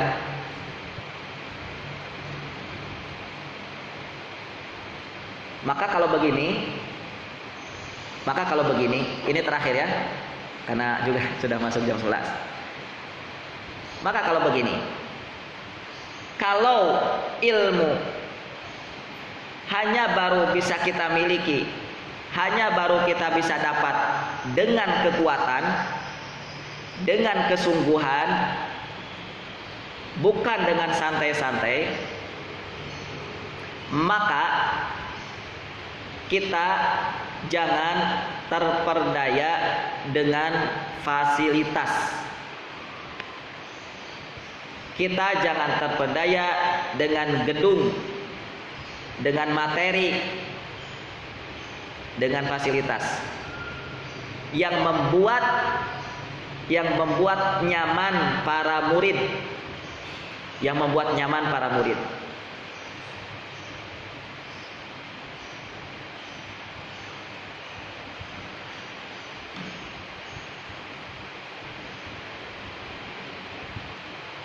Maka coba lihat, kalau umpamanya ada santri yang ditanya, "Mas, sudah betah belum di pesantren?"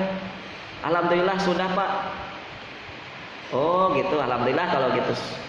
Betahnya kenapa?" "Alhamdulillah sekarang saya betah sekali karena misal karena baju saya sudah ada nyuciin, karena tempat tidur saya sudah nyaman, karena kamar saya sudah ada AC-nya. Betah, Pak, betah. Itu berarti masih gagal dalam mendidik anak-anakmu, wahai para orang tua. Gagal dalam mendidik murid-muridmu, wahai para guru. Kalau apa? Kalau seorang murid betah di sekolah, bukan ilmu yang menyebabkannya, tapi gara-gara apa? Gedung, AC, kasur, gara-gara itu. Dan perlu berhati-hati ketika antum nanti Allah berikan rezeki, misalnya antum Allah berikan rezeki kuliah, belajar lagi, antum belajar di tempat yang eksekutif, nah gitu, antum belajar di tempat yang fasilitasnya sempurna, hati-hati teman-teman, hati-hati. Mengapa? Karena itu nanti akan menggores kemuliaan ilmu, karena itu nanti akan menyimpangkan kita dari kesalahan, akan menyimpangkan kita ya dalam kesalahan, sehingga akhirnya dalam belajar pun tidak akan bisa lurus sesuai dengan niat yang kita miliki, tidak akan bisa lurus.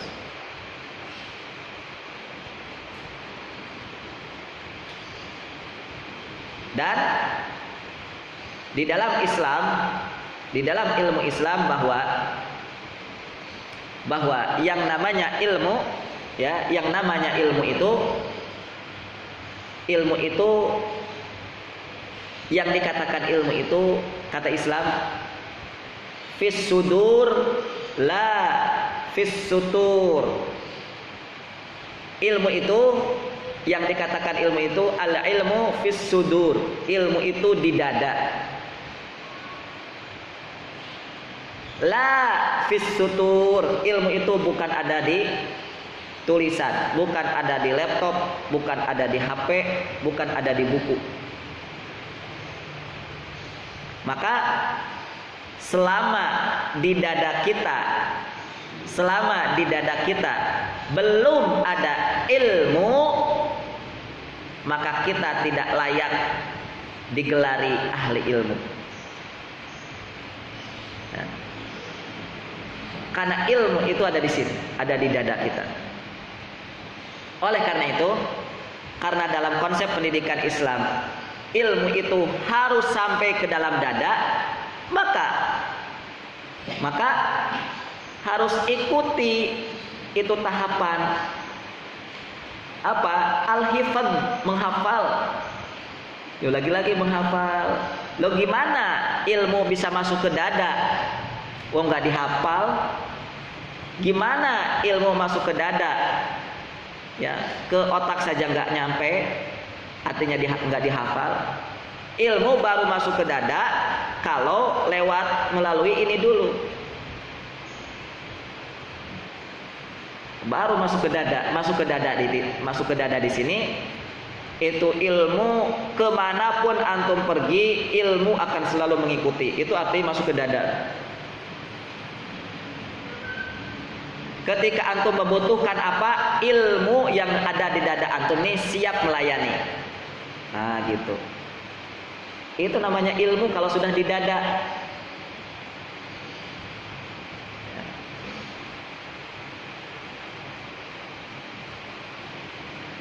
Oke, mudah-mudahan ini kalimat, ya, bahwa ilmu itu di dada, bahwa ilmu itu bukan di laptop, ini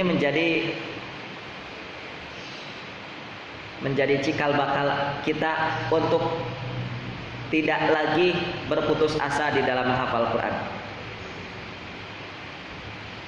Apalagi sampai berhenti menghafal Quran. Apalagi sampai berhenti menghafal Al-Quran. Ya.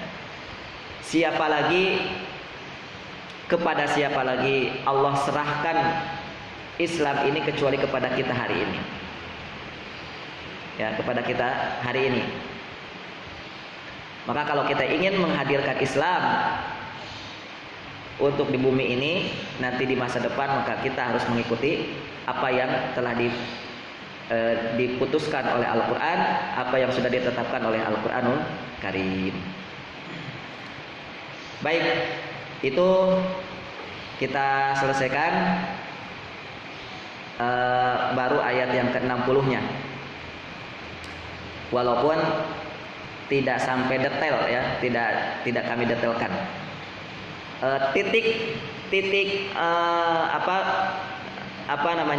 Pusatnya ada di kalimat fata. Yang ini antum harus pahami betul-betul, ya. Ada di fata dan ada di hukuba. Antum pahami lagi, baca-baca lagi tadi apa yang sudah kami sampaikan tentang fata itu apa maksudnya, apa penjelasan para ulama tafsir, pun juga dengan kata hukuba. Ya, tentunya nanti diawali dengan menghafal terjemah dulu. Wa id qala Musa li fatahu, sampai selesai itu terjemahnya apa. Lalu titik fokuskan di fatahu itu, di fatahu dan hukuba. Kalau antum rajin, silakan buat tulisan sendiri. Ya, silakan ditulis sendiri agar apa? Ilmunya lebih jauh melekat di dalam dada. Ya dibaca, ya juga ditulis. Wallahu ta'ala bishawab. Ini yang bisa kami sampaikan. Insyaallah kita lanjutkan besok dengan kalimat berikutnya dari ayat-ayat di surat Al-Kahfi tentang perjalanan Nabiullah Musa alaihissalam dalam menuntut ilmunya. Kurang lebihnya mohon maaf. Kita lanjutkan besok dan seperti biasa nanti sore majelis tahfidznya silakan dipersiapkan dari sekarang untuk hafalannya. Baik, kita tutup dengan hamdalah dan kafaratul majelis. Alhamdulillahirabbil alamin. Subhanakallahumma rabbana wa bihamdik asyhadu an la ilaha illa anta astaghfiruka wa atubu ilaik. Wassalamualaikum warahmatullahi wabarakatuh.